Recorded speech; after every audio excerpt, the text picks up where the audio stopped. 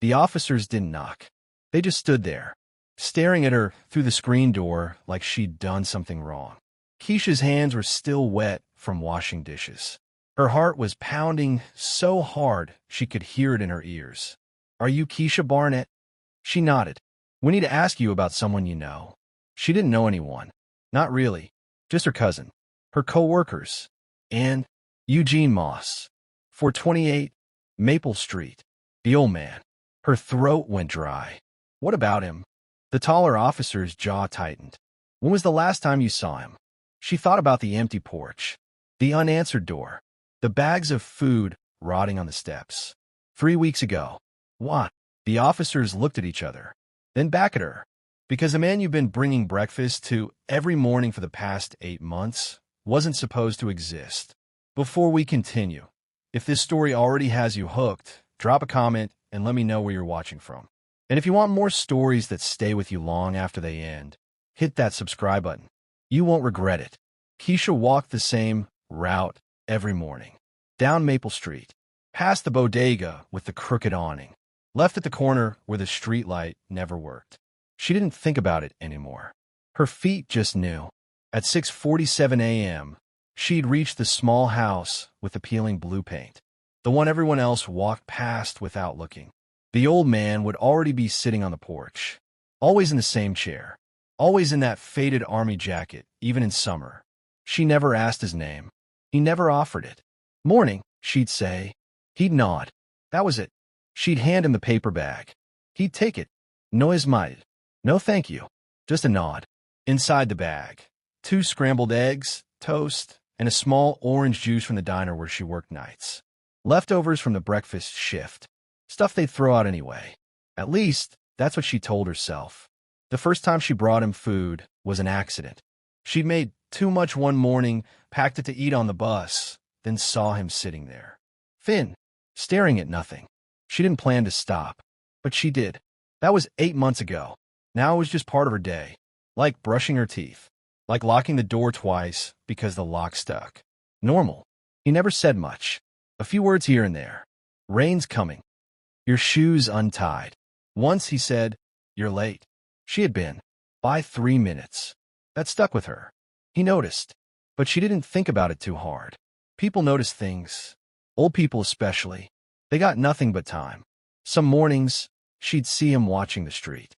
Not like he was waiting for someone. More like he was tracking something. His eyes would follow cars. Count them, maybe. She never asked. It wasn't her business. The neighbors didn't talk to him. She'd never seen anyone visit. No mail on the porch. No packages. The house looked like it had been forgotten, but it was clean. The walkway was swept. The grass stayed cut. Someone was taking care of it. Him, probably. Keisha's life wasn't complicated. She worked 2 jobs. She kept her head down. She didn't ask questions. That's how you survived.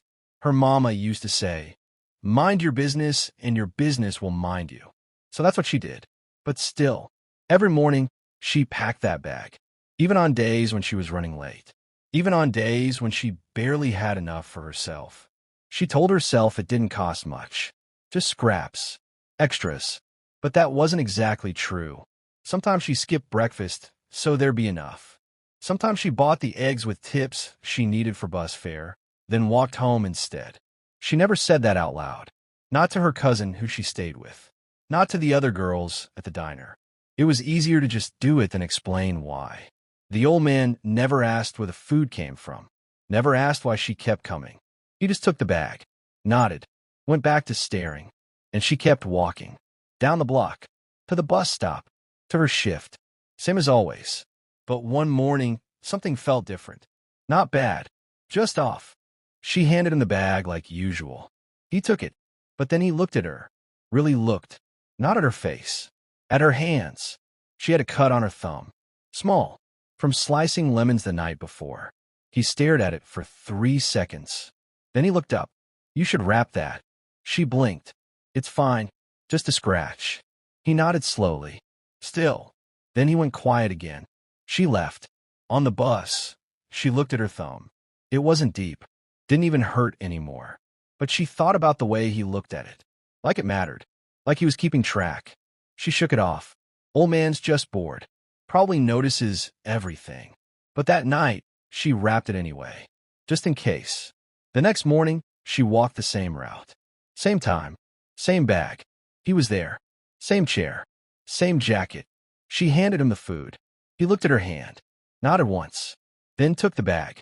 She walked away, and for the first time in 8 months, she wondered, why'd he check? Keisha's cousin noticed the eggs were gone. You eating breakfast now? Shanice asked, arms crossed in the kitchen doorway. Sometimes. Where? At work. Shanice stared at her for a second, then shrugged. Long as you paying your part of the rent, I don't care. Keisha nodded and grabbed her bag. She wasn't lying. Not really. She did eat at work, just not every day. The eggs cost $3 at the corner store. The orange juice was another $2. $5 didn't sound like much, but $5 a day was $35 a week. $140 a month. That was her phone bill, or groceries for 4 days, or the difference between walking and taking the bus when her feet hurt. She did the math once, lying in bed at 2 a.m. after a double shift. Then she never did it again, because if she thought about it too long, she'd stop. And stopping felt worse than spending. She didn't know why. At the diner, her manager Marco leaned against the counter, chewing a toothpick. You taking food again? Her stomach dropped. What? Eggs. Toast. You been packing extras. She kept her face blank. Just what's left over. You said we could. I said you could eat here, not take it home. I eat it on the way. He looked at her. She looked back. He shrugged. Just don't make it obvious. She nodded. He walked away. Her hands were shaking. She told herself it was from a cold. That night, she packed the bag smaller. 1 egg instead of 2. Half a piece of toast. It bothered her the whole shift. The next morning, the old man opened the bag on his lap. Looked inside. Didn't say anything. Just closed it again. She waited. He didn't look at her. Just stared past her shoulder like always. She should have left. But she didn't. That enough? She asked. She hated how it sounded. Like she needed his approval. He glanced at her. Then back at the street. It's fine. She nodded. But it didn't feel fine. The next day, she brought 2 eggs again. Marco didn't say anything. But she saw him notice. He didn't stop her. Maybe he felt bad. Maybe he didn't care. Either way, she kept doing it. On Thursday, her bus card ran out of money. She stood at the stop, staring at the screen. Insufficient funds. She had $6 in her account. The eggs cost $3. Reloading the card cost $10 minimum. She did the math in her head. If she skipped the eggs tomorrow, she could reload the card. Take the bus for the next 4 days. If she bought the eggs, she'd walk. 3 miles each way. In the cold. After a 10-hour shift. She bought the eggs. Her feet bled through her socks by the time she got home. Shanice saw her limping. What happened? Shoes don't fit right. Then get new ones. I will. She wouldn't. Friday morning, she walked the route slower. Her heels stung with every step. The old man was already on the porch. She handed him the bag. He took it. She turned to leave. You're limping. She stopped. Looked back. He was watching her. I'm fine. You walked. It wasn't a question. She didn't answer. He nodded once. Then opened the bag. Pulled out the toast. Broke it in half. Held one piece out to her. She stared at it. I'm good. Take it. His voice wasn't loud. Wasn't soft either. Just certain. She hesitated. Then took it. She ate it on the way to the bus stop she couldn't use. It tasted like butter and salt and something she couldn't name. Shame, maybe, or something worse. By the time she got to work, her stomach hurt. Not from hunger. From the fact that he noticed. From the fact that he gave it back. Marco was at the counter again. You good? Yeah. You don't look good. I'm fine. He didn't push. That was the thing about people like Marco. They didn't ask too many questions. Because they already knew the answers. She worked the lunch rush. Took orders. Smiled when she was supposed to. Her feet screamed the whole time. At the end of her shift, Marco slid an envelope across the counter. Tips from yesterday. Forgot to give it to you. She opened it. $40. She'd only made 20. She looked up. He was already walking away. Marco. Don't. She closed her mouth. Put the money in her pocket. That night, she reloaded her bus card. Bought new socks. still had enough left for eggs. She told herself it evened out, that it wasn't charity if she worked for it, that it didn't cost anything she couldn't afford. But when she lay in bed that night, staring at the ceiling, she thought about the old man breaking the toast in half, about the way he'd looked at her feet, like he knew exactly what it cost to keep walking. And she wondered, what did it cost him? The old man started looking at his watch, not glancing, looking, like he was timing something. Keisha noticed it on a Tuesday. She handed him the bag at 6:47, same as always. He checked his watch, nodded to himself, then took the food. She didn't think much of it. Old people did that. Kept routines, tracked time. But Wednesday he did it again. Looked at his watch, then at her, then nodded. Thursday, same thing. By Friday, it started feeling weird. On Saturday, she came 2 minutes early. 6:45 instead of 6:47. He was already on the porch, waiting. She walked up, handed him the bag. He looked at his watch, frowned. You're early. Bus came fast. He stared at her, then at his watch again. 2 minutes. Yeah. He nodded slowly, like he was filing that information somewhere. She left, but the whole way to work, she kept thinking about it. Why did 2 minutes matter? The next week, she tested it. Monday, she came at 6:50, 3 minutes late. He was still there, still waiting, but his jaw was tight. He took the bag without looking at her. Tuesday, she came at 6:47 exactly. He relaxed, nodded, took the bag. It was like she'd passed some kind of test. She told herself she was imagining it, but she wasn't. Then there was the car thing. She started noticing it in late September. Every morning, a black sedan would drive past. Slow, not stopping, just rolling through. It happened right after she handed him the food. Same car, same speed. The old man would watch it. Every time, his eyes tracked it from the moment it turned the corner until it disappeared. One morning, the car didn't come. He kept looking, kept waiting. For 10 minutes, he sat there, staring down the street. She was halfway to the bus stop when she looked back. He was still watching. She asked him about it once. You expecting someone? He looked at her. No, you keep looking at the street. Habit. That was all he said. But habits didn't make your shoulders tense. Habits didn't make you count under your breath. She heard him do it one morning. Barely a whisper. 1, 2, 3. Counting the seconds between when she left and when the car appeared. She pretended not to notice. At work, Marco asked if she was okay. You seem distracted. I'm fine. You burned 3 orders this week. She had. She couldn't stop thinking about the old man. About the watch, the car, the counting, about the way he looked at her sometimes. Not suspicious, not grateful, something else. Like he was checking, making sure she was still the same. One morning in October, she came up the walkway and saw something new. A crack in the window. Small. Spiderweb pattern in the bottom corner. Like someone had thrown something. Or hit it. The old man was sitting in his chair like always. She looked at the window. Then at him. What happened? Nothing. Your window's cracked. I know. How it happened? He didn't answer. Just opened the bag. Started eating. She stood there. Waiting. He glanced up. You're gonna be late. She was. She left. But she kept looking back. The crack was still there the next day. And the day after that. It never got fixed. 2 weeks later, she saw the mail. Or the lack of it. Most houses on the block had mail piled up. Flyers. Bills. Junk. His porch was always empty. No letters. No newspapers. Nothing. She thought maybe he picked it up early. But one morning, she came at 6:30. Still nothing. She walked past his mailbox on the way out. Looked inside. Empty. Not like it had been picked up. Like nothing ever came. She mentioned it to Shanice that night. You ever see a house with no mail? Shanice looked up from her phone. Maybe he gets it online. He's like 70. So, he doesn't look like he owns a computer. Shanice shrugged. Maybe you don't got people. No one writing him. That made sense. But it didn't explain the car. Or the watch. Or the way he stared at her hands every morning like he was checking for something. In November, she came up the walkway and froze. The chair was facing the wrong way. Not toward the street.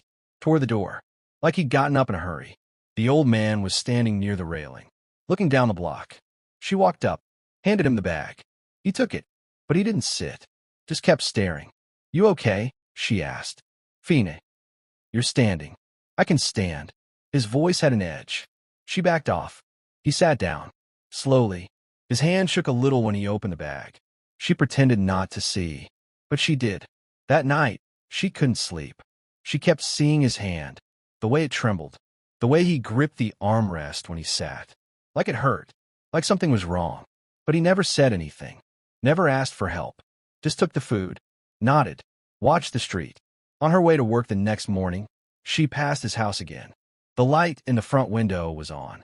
At 3 a.m., she stopped, stared. She could see his shadow through the curtain, pacing, back and forth, like he was waiting for something, or hiding from it. She pulled out her phone, almost called someone. But who? The cops? And say what? Old man's awake at night. Old man watches the street. Old man checks his watch.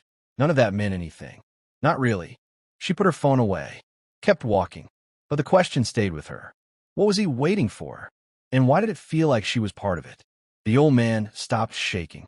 Keisha noticed it in December. His hands were steady again, his breathing even. He sat straighter, looked calmer. She didn't know when it changed, just that it had. She told herself it was the cold. Winter air clearing his lungs. Or maybe he was eating better now. Regular meals did that. But something about it felt off. Like the improvement wasn't natural. Like it was being held in place. One morning, she came up the walkway and saw him smiling. Not at her, at nothing, just sitting there, smiling. It wasn't a happy smile. It was the kind of smile people wore when they were remembering something far away. She handed him the bag. The smile disappeared. He looked at her, took the food, nodded, same as always. But for a second, she'd seen something else, something that looked like relief. At work, Marco mentioned she seemed tired. You're spacing out. I'm fine. You poured coffee in someone's water glass yesterday. She had. The customer laughed it off. But Marco noticed. Everything about her was slipping lately. She couldn't focus, couldn't sleep. Every time she closed her eyes, she saw the old man's face. That smile, that relief, like her showing up meant something bigger than breakfast. Shanice noticed too. You seeing someone? What? You got that look, like you're thinking about a man. Keisha laughed. I'm not seeing anyone. Then what's got you all distracted? Nothing. Just tired. Shanice didn't believe her. But she dropped it. That week, Keisha missed a morning. Not on purpose. Her alarm didn't go off. She woke up at 7:15. Too late. She rushed to get ready. Skipped the eggs. Went straight to work. The whole shift, she felt wrong. Like she'd forgotten something important. Like she'd left the stove on. By the time she got home, her chest was tight. She told herself it didn't matter. One day wouldn't hurt anything. He'd be fine. But she didn't believe it. The next morning, she came at 6:47. The old man was on the porch. Same spot. Same chair. But his face looked different. Thinner. Tired. She handed him the bag. He took it. Opened it right there. Atta fussed. Too fast. Like he'd been waiting. She watched him. You okay? He glanced up. Fine. You look. I'm fine. His voice was sharp. She stepped back. He kept eating. She left. But the image stayed with her. The way his hands trembled just a little. The way his jaw clenched between bites. Like missing one day had cost him something. That night, she couldn't stop thinking about it. What if she'd missed 2 days? 3? What if she stopped completely? Would he be okay? She didn't know. And not knowing made her stomach hurt. Shanice caught her staring at the wall. You good? Yeah. You sure? I'm sure. But she wasn't. In January, the old man started waiting differently. Before, he'd sit loose, relaxed. Now he sat forward, hands on his knees, watching the corner where she always appeared. The second she turned onto the block, his shoulders dropped, like he'd been holding his breath. She saw it happen 3 days in a row. On the 4th day, she tested it. Came from the other direction. Walked up from behind the house. When she stepped onto the porch, he flinched. Actually jumped. And saw it was her. His whole body sagged. You scared me, he said. Saw the... came a different way. He nodded. Took the bag. But his hands were shaking again. She wanted to ask why, but something in his face stopped her. He looked embarrassed, like he'd shown too much. She left, but the whole way to work she thought about it. He'd been afraid, not surprised. Afraid, like her not showing up from the usual direction meant something bad. That week, she got sick. Nothing serious, just a cold, but bad enough that she couldn't get out of bed. Shanice brought her soup. You need to rest. I'm feeling it. You got a fever. Stay home. Keisha looked at the clock. 6:30 a.m. She thought about the old man, sitting on the porch, waiting. I need to do something first. Girl, you can barely stand. It'll take 5 minutes. Shanice stared at her. This about that old man? Keisha froze. What old man? The one you bring food to. I seen you packing those bags. Keisha didn't say anything. Shanice sighed. He ain't your responsibility. I know. Then why you acting like he is? Keisha didn't have an answer. She got dressed, packed the bag, walked the route in the cold. Her head pounded. Her legs felt weak. But she kept going. The old man was on the porch. Same as always. She handed him the bag. He looked at her face. You're sick. I'm feeling it. Go home. I will. He stared at her, then reached into the bag, pulled out the orange juice, handed it back. Drink this. You need it more. I brought it for you, and I'm giving it back. His voice didn't leave room for argument. She took the juice, walked home, drank it on the couch while Shanice shook her head. You're crazy, you know that? Maybe she was. But the next morning, she went again. And the morning after that. Because somewhere along the way, it stopped being about kindness. It became something else. Something she didn't have a name for. A rhythm. A balance. A routine that kept something from breaking. She didn't know what. But she felt it. And so did he. The landlord raised the rent in February. $200 more. Starting next month. Shanice got the notice on a Thursday. She didn't say anything for 2 days. Then Saturday morning, she put on the kitchen table. We need to talk. Keisha read it twice. Her stomach dropped. Can we afford this? Barely. If we both pick up extra shifts. I'm already working 6 days. Then make it 7. Shanice wasn't being mean. Just honest. Keisha nodded. That night, she asked Marco for more hours. He looked at the schedule. I can give you Sunday mornings. For to noon. I'll take it. That's every day of the week. I know.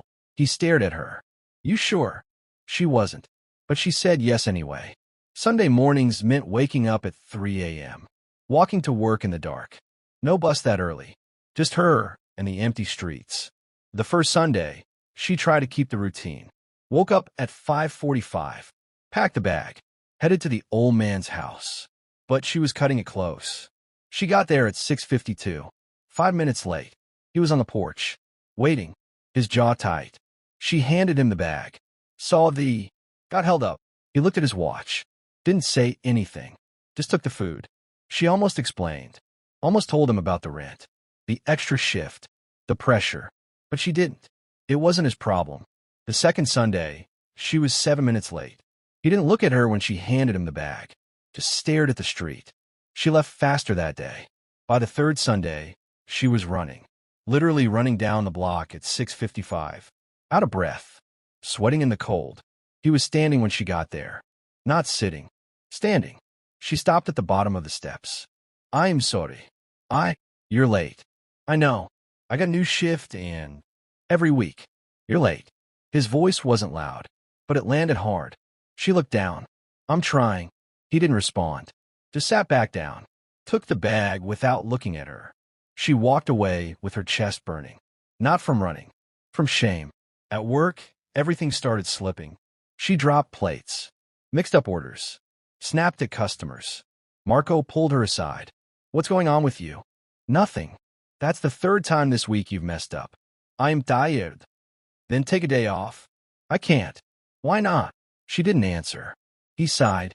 Look, you're good at this job. But if you can't focus, I can't keep you on the floor. She nodded. He walked away. She stood there, hands shaking. That night, Shanice noticed the groceries were running low. You didn't go shopping? I forgot. With what money? You ain't been putting in for food. Keisha's stomach twisted. I've been tight this month. We all tight, but we still gotta eat. I know. I'll get paid Friday. That's 4 days away. I know. Shanice stared at her. What you spending money on? Nothing. Don't lie to me. Keisha looked away. Shanice's eyes narrowed. It's that old man, isn't it? Keisha didn't respond. You buying him food with our grocery money? It's my money. Not when you ain't paying your share, it's not. Keisha's throat tightened. Shanice shook her head. I don't get it. You don't even know him. He needs help. So do we. And you family. Keisha wanted to argue. But Shanice was right. She went to bed without eating. Stared at the ceiling for hours. The math didn't work anymore. Rent. Food. Eggs. Busfare. Bills. Something had to give. On Monday, she bought 1 egg instead of 2. Skipped the juice. Just toast and 1 egg. It saved $3. $3 she put toward groceries. The old man noticed. He opened the bag. Looked inside. Then at her. This all. That's all I got today. He studied her face. She looked away. He closed the bag. Didn't say anything. She left. But she felt it. The weight of his disappointment. Or maybe it was hers. Tuesday. She couldn't afford the egg. Just toast. Dry toast. She handed it to him and walked away before he could open it. At work, she asked Marco if she could take home leftovers again. For you? She hesitated. Yeah. He didn't believe her. But he nodded. That night, she packed the old man a full meal from the diner scraps. Eggs, bacon, toast, juice. More than she'd brought in weeks. Wednesday morning, she handed it to him. He opened it. Stared. Where'd this come from? Work. They just gave it to you. It was getting thrown out. He looked at her. Really looked. You eating? I'm fine. That's not what I asked. She swallowed. I eat at work. He didn't say anything. Just set the bag down on the chair next to him. Pulled out the toast. Broke it in half. Handed her 1 piece. Eat. I told you Eat. She took it. Ate it standing there. He watched her the whole time. When she finished, he nodded. Don't skip meals. She left. Her eyes burning. At work, Marco called her into the back. Seat. She sat. He leaned against the counter. You're gonna burn out. I am okay. No, you're not. And I can't keep covering for you. I'll do better. It's not about doing better. It's about surviving. She looked at him. He sighed. Take Thursday off. I can't afford. I'll still pay you. Just take the day. She opened her mouth. Closed it. Nodded. That night, she lay in bed, staring at the ceiling. The walls felt like they were closing in. Rent. Work. The old man. Shanice. Marco. Everyone needed something, and she had nothing left to give. But Thursday morning, she still woke up at 5:45. Still packed the bag. Still walked the route. Because the one thing that made sense anymore was showing up. Keisha got into an accident on a Friday. Not her fault. A car ran a red light. Hit the bus she was on. Not bad. No one died. But the impact threw her into the seat in front of her. Her wrist bent wrong. Twisted. By the time the ambulance came, it was swollen. The EMT wrapped it. Said it might be sprained. Told her to get it checked. She didn't. Couldn't afford the ER. Shanice wanted to take her. You need an x-ray. It's fine. Just sore. It's the size of a grapefruit. I'll ice it. Shanice didn't push. But she looked worried. That night, Keisha couldn't sleep. Not because of the pain. Because of the morning. She couldn't pack a bag with one hand. Couldn't carry it. Couldn't walk the route and hand it over without her wrists screaming. She told herself she'd go anyway. Just this once, she'd explain. He'd understand. But Saturday morning, she couldn't get out of bed. The pain was worse. Her whole arm throbbed. She looked at the clock. 6:15 a.m. She had 30 minutes. She tried to sit up. Her wrist buckled. She gasped. Shanice heard her from the hallway. You okay? Yeah. You don't sound okay. Keisha didn't answer. Shanice opened the door. Saw her holding her wrist. You're staying home. I can't. Girl, you can't even sit up. I have to. No, you don't. Shanice pulled the door shut. Keisha lay there, staring at the ceiling, listening to the clock tick. 6:30, 6:45, 6:47. She pictured him on the porch, waiting, looking at his watch, looking down the block, waiting for her to turn the corner. She closed her eyes. By Sunday, her wrist hurt less. but she still couldn't grip anything. Shanice made her breakfast. You going out today? No. Good. Keisha wanted to. Every part of her wanted to.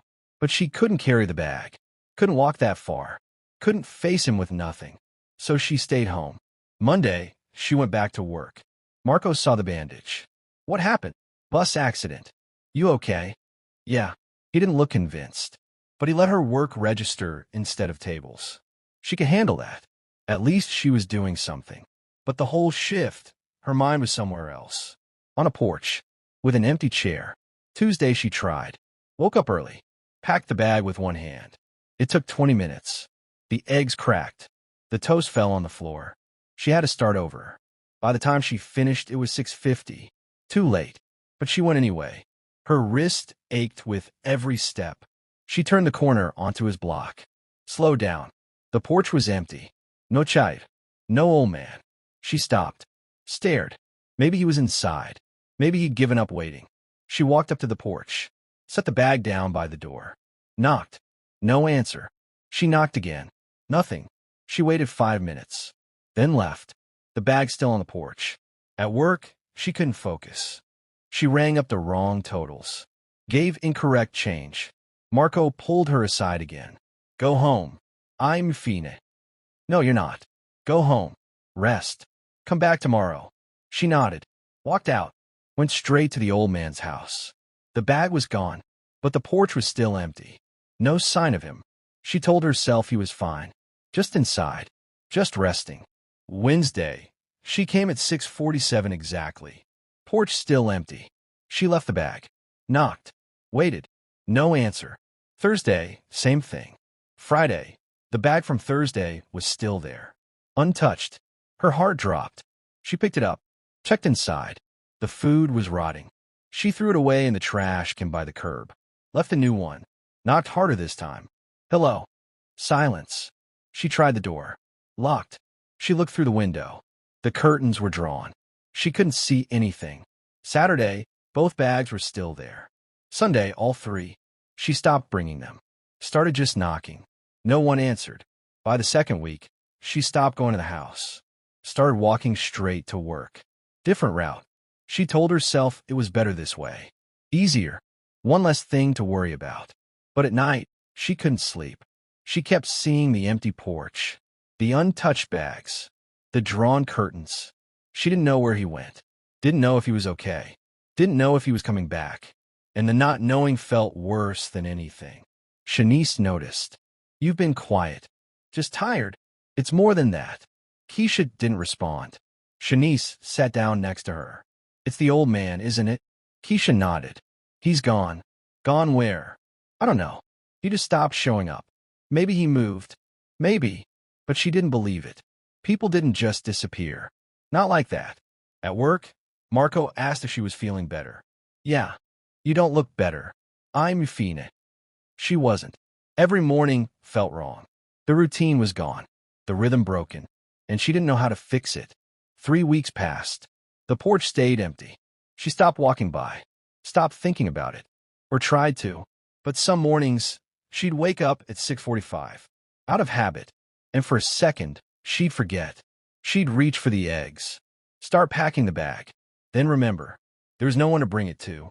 And the weight of that, the absence, was heavier than anything she'd carried before. The knock came on a Tuesday. 3 sharp raps. Official. Keisha was getting ready for work. Shanice was already gone. She opened the door. 2 men in uniform stood there. Not police. Military. Army uniforms. Pressed. Clean. Her stomach dropped. Can I help you? The taller one spoke first. Are you Keisha Barnett? Yes. We need to ask you some questions. About what? Can we come in? She hesitated. What's this about? It's regarding someone you may know. It'll just take a few minutes. She let them in. They didn't sit. Just stood in the living room. Looking around. Not suspicious. Just observing. The shorter one pulled out a small notebook. You know a man named Eugene Moss? She blinked. Who? Eugene Moss. Lives at 428 Maple Street. Her throat tightened. The old man. So you do know him? I mean, I know where he lives. But I didn't know his name.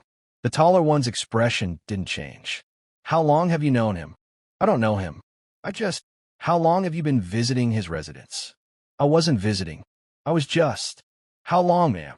His tone was still neutral, but something about it made her heart race. 8 months. Maybe 9. He wrote that down. And what was the nature of these visits? I brought a breakfast. The shorter one looked up. Every day. Most days. Yeah. Why? Because he looked like he needed it. Did he ask you to? No. Did he pay you? No. So you just started bringing him food. She nodded. The two men looked at each other. Then back at her. Did he ever mention where he was from? No. Did he talk about his past? No. We barely talked at all. Did he ever seem agitated? Anxious? She thought about the watch. The counting. The car. Sometimes. How so? He kept checking the time. Watching the street. Did he say why? No. The taller one stepped closer. Did anyone else visit him? Not that I saw. Did you ever see anyone watching the house? Her skin prickled. Like who? Anyone. Cars parked nearby. People walking past more than once. She thought about the black sedan. There was a car. Same one every morning. Both men looked at her. Describe it. Black. 4-door. Tinted windows. License plate. I didn't see it. Time. Around 6:50. Right after I dropped off the food. The shorter one wrote fast. The taller one kept his eyes on her. Did Mr. Moss ever react to the car? He watched it. Every time. Did he seem afraid? I don't know. Maybe. Did he ever tell you not to come back? No. Did he ever ask you to stop? No. Did he ever give you anything? Papers, packages, messages? No. Just. She stopped. Just what? One time he gave me half his toast. That's it. The taller one's jaw tightened. When was the last time you saw him? 3 weeks ago. What day exactly? She thought back. February 10th. You're sure? Yeah. I got hurt that day. Bus accident. I couldn't come back after that. And when I did, he was gone. Gone how? Just not there. The porch was empty. The door stayed locked. Did you try to contact him? I didn't have his number. I didn't even know his name until you said it. The shorter one closed his notebook. The taller one handed her a card. Plain. White. Just a phone number. If you remember anything else, call this number. What happened to him? We can't discuss that. Is he okay? We can't discuss that either. But he's... Ma'am, if you remember anything, call the number. They walked to the door. She followed. Wait, why are you asking me this? What did he do? The taller one stopped. Look back at her. Did you ever ask yourself why a man with no visitors, no mail, and no record would need someone to check on him every single day at the exact same time? Her mouth went dry. I was just trying to help. Maybe you were. He opened the door. But help isn't always what it looks like. They left. She stood there, staring at the card, at the number. Her hands were shaking. She sat down on the couch. Try to think. Eugene Moss. She repeated the name in her head. It sounded normal. But nothing about this felt normal. Military officers don't show up for nothing. They don't ask questions about breakfast unless it means something. She thought about the car, the watch, the way he always sat facing the street, the way he checked her hands, her timing, like he was making sure she was still the same person. She pulled out her phone, typed his name into the search bar. Nothing came up. No social media. No obituary. No news articles. She tried adding army. Still nothing. She tried Eugene Moss military. One result. A forum post from 2003. Someone asking if anyone knew a Eugene Moss who served in the Gulf War. No replies. She closed the browser. Her chest felt tight. At work, Marco noticed immediately. You okay? Yeah. You look like you saw a ghost. She forced a smile. I'm fine. But she wasn't. The whole shift, she kept thinking about the questions. About the way they asked them. Not angry. Not accusatory. Just procedural. Like they were checking boxes. Like they already knew the answers. That night, she couldn't sleep. She kept seeing the taller officer's face. The way he looked at her when he asked, "Did you ever ask yourself why?" She hadn't. Not really. She just saw someone who needed help. And she helped. But now she wasn't sure what she'd been part of. And that scared her more than anything. Keisha called the number. Not right away. She waited 2 days, told herself she didn't need to know, but the not knowing ate at her. On Thursday night, she dialed. It rang 3 times. A woman answered. Officer Durant. My name is Keisha Barnett. I was told to call if I remembered anything. Hold, please. Silence. Then a man's voice. The taller officer. Miss Barnett. I need to know if he's okay. Pause. He's alive. Her breath caught. Where is he? I can't tell you that. Why not? It's complicated. Then uncomplicated. Another pause. Mr. Moss was under protective supervision. What does that mean? It means we were keeping him safe. From what? I can't discuss specifics. But your daily visits, they helped. She sat down. Helped how? You created a pattern. Consistent. Predictable. That made our job easier. Her stomach turned. You were watching him. We were monitoring the situation. And me? You weren't the focus. But yes, we noticed you. She felt cold. Why didn't you just tell me? Because if you knew, you would have acted differently. And that would have changed the pattern. So you used me. We didn't ask you to bring him food. You did that on your own. His voice stayed even, but the words landed like stones. What was he hiding from? I can't. You owe me that much. Silence. Then, he testified against someone. A long time ago. That person got out 3 months before you started showing up. Her blood went cold. You think they were coming for him?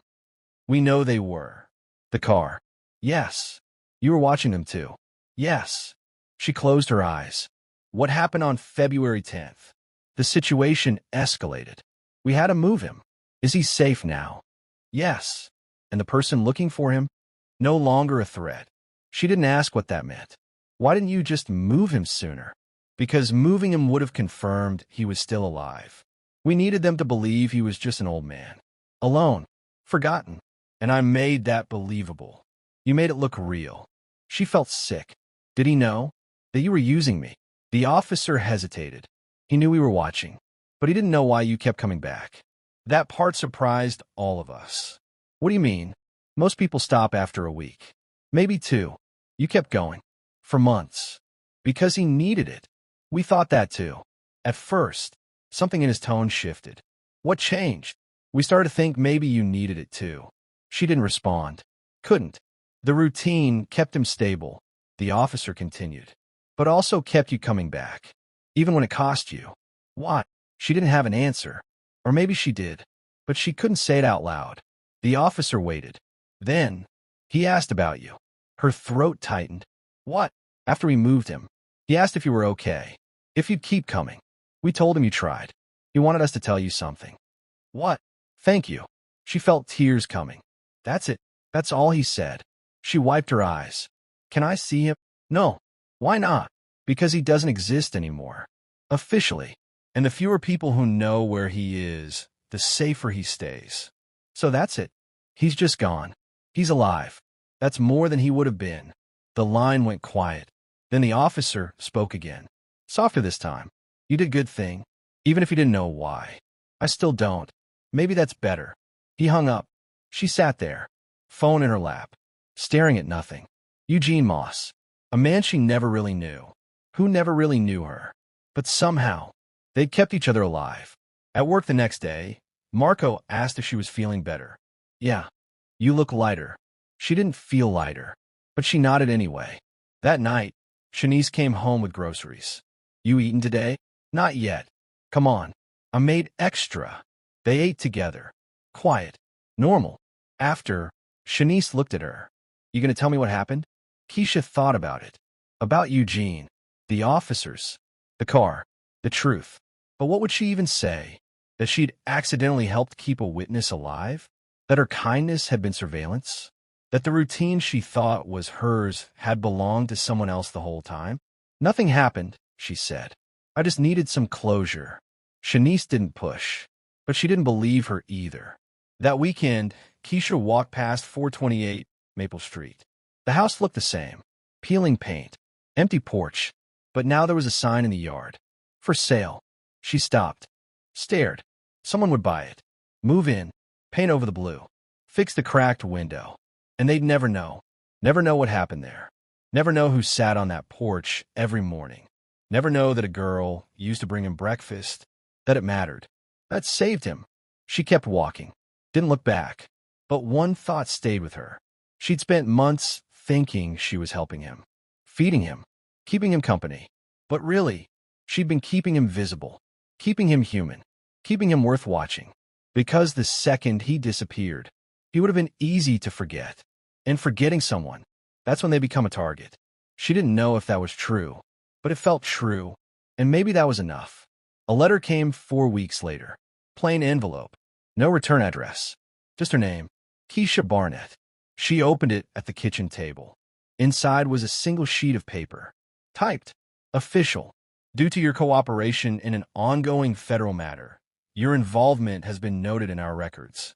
No further action is required from you at this time. Thank you for your assistance. That was it. No signature. No explanation. Just acknowledgement. She read it 3 times. Then folded it back up. Shanice walked in. What's that? Nothing important. Shanice glanced at it. Looks official. It's just paperwork. Shanice shrugged and poured herself coffee. Keisha put the letter in a drawer. She thought it would feel like closure. It didn't. At work, Marco mentioned they were hiring someone new for the morning shift. You won't have to do Sundays anymore. I don't mind. You've been running yourself into the ground. Take the break. She nodded. But the Sundays felt empty now. No routine. No packing bags in the dark. Just regular mornings. She hated them. One afternoon, a man in a suit came into the diner. Sat at the counter. Ordered coffee. Black. Keisha poured it. He looked at her. You're Keisha Barnett. She froze. Who's asking? He pulled out a badge. Different agency. Not military. I'm Agent Rivera. I just want to talk. Already talked to. I know. This is follow-up. She glanced at Marco. He nodded. She sat down across from the man. What do you need? Just tying up loose ends. You did good work. I didn't do anything. You kept showing up. That's more than most people. She didn't know what to say to that. He pulled out a folder. Set it on the counter. Didn't open it. Mr. Moss is settling in. New identity. New location. He's safe. Good. He won't be able to contact you. You understand that. I didn't expect him to. Agent Rivera nodded. There's something else. He slid the folder toward her. She didn't touch it. What is it? The person who was looking for him. We apprehended them 2 weeks after we moved Mr. Moss. Good. They had surveillance photos. Of you. Her stomach dropped. He opened the folder. Inside were pictures. Black and white. Her walking down Maple Street. Her handing over the bag. Her leaving. Dozens of them. Taken from a car. They were tracking you, Rivera said. To confirm Moss was still there. Still alive. She stared at the photos. Her face. Clear. Recognizable. They knew who I was. They knew you visited him. They didn't know why. That confusion kept them from acting sooner. So I was bait.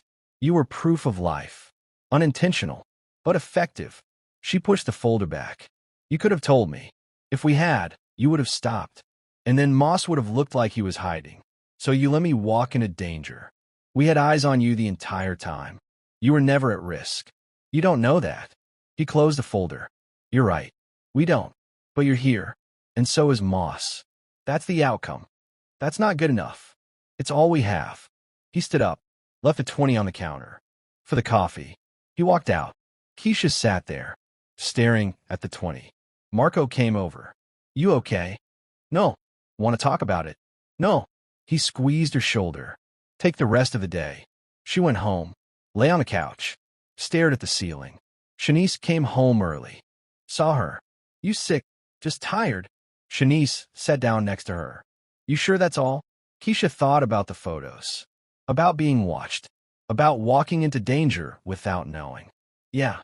Shanice didn't push, but she stayed there, just sitting. That night, Keisha couldn't sleep. She kept thinking about the man in the photos. The one hunting Eugene. Did he ever get close? Did he ever follow her home? Did he ever think about hurting her to get to Eugene? She'd never know. And that was the worst part. Not the danger. The not knowing. A week later, she got a call. Unknown number. She almost didn't answer. But she did. Hello. Miss Barnett. It's Officer Durant. The taller one from before. What do you want? I wanted to let you know the case is officially closed. Okay. There's one more thing. She waited. Mr. Moss left something for you. Before we moved him. Her throat tightened. What? A letter. I can mail it to you. Or you can pick it up. Mail it. Understood. He hung up. 2 days later it arrived. Smaller envelope this time. Handwritten. She recognized the shaky handwriting from the few times she'd seen him write. She opened it. Inside was a single sentence. You made it easier to stay alive. That was all. No signature.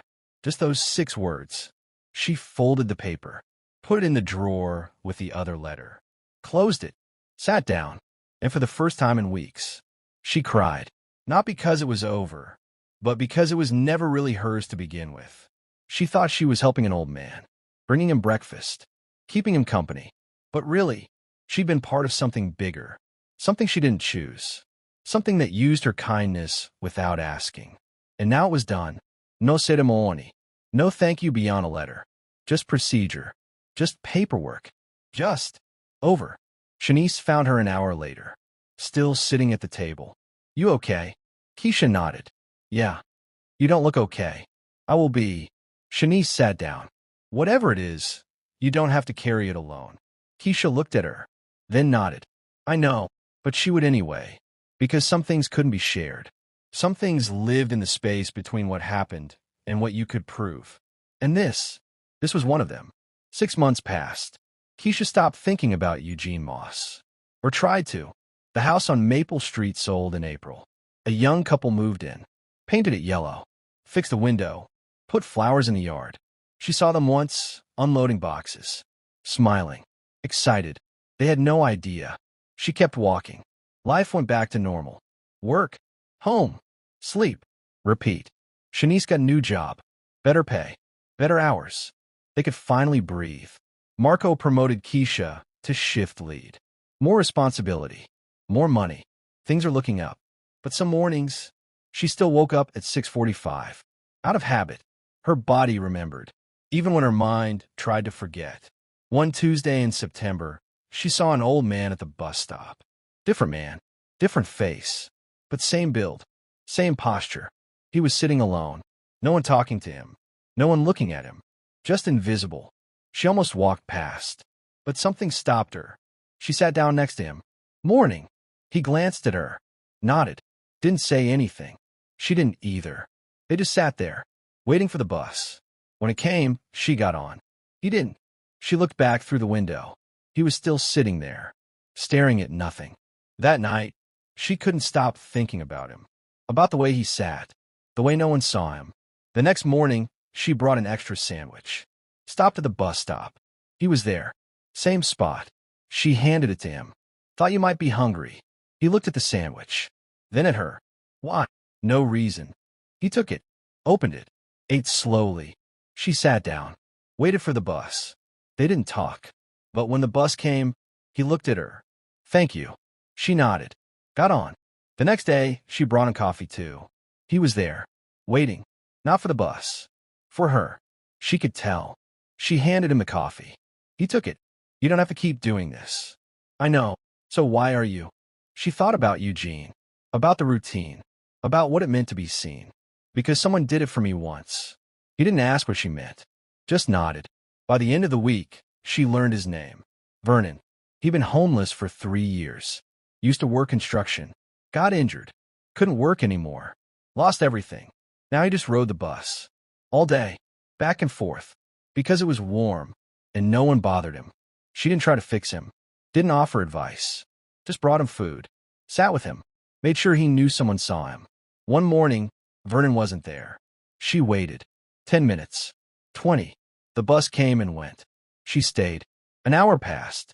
He didn't show. Her chest tightened. She walked the block. Checked the alleys. The park. Nothing. She asked the clerk at the corner store. You seen Vernon? Older guy. Usually at the bus stop. The homeless one? Yeah. Ambulance picked him up yesterday. Collapsed or something. Her stomach dropped. Which hospital? Don't know. Saw the... She called 3 hospitals. Finally found him. St. Mary's. She went after work. Asked for his room. The nurse hesitated. Are you family? I'm his friend. The nurse checked the chart. He's stable. You can see him. Room 302. She took the elevator, walked down the hall, pushed open the door. Vernon was in the bed, hooked up to monitors, eyes closed. She sat down in the chair next to him, didn't say anything, just sat. After a few minutes, he opened his eyes. Saw her. You came. Of course. Why? Because you matter. His eyes got wet. He turned away. She stayed. When visiting hours ended, she left. But she came back the next day, and the day after that. Vernon stayed in the hospital for 2 weeks. She visited every day, brought him real food, not hospital food, sandwiches, soup, coffee.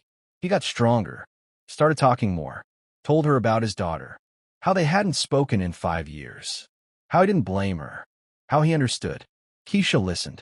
On his last day, the social worker found him a bed in a shelter.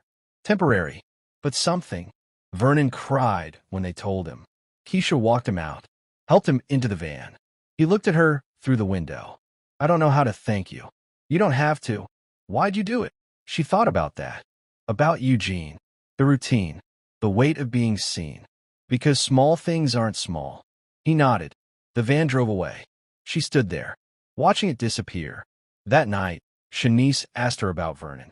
You've been visiting that man at the hospital? Yeah. Why? Because no one else was. But you didn't know him. I do now. Shanice studied her.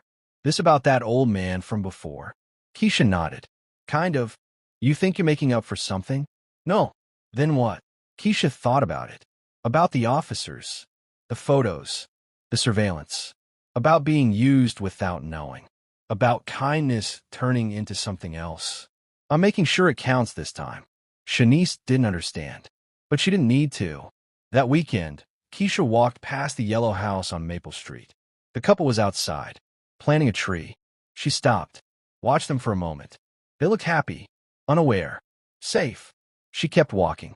But one thought stayed with her. Eugene was alive because she showed up. Vernon was alive because she showed up. 2 men, 2 routines, 2 lives that could have ended quietly. Forgotten, but didn't. Because someone noticed.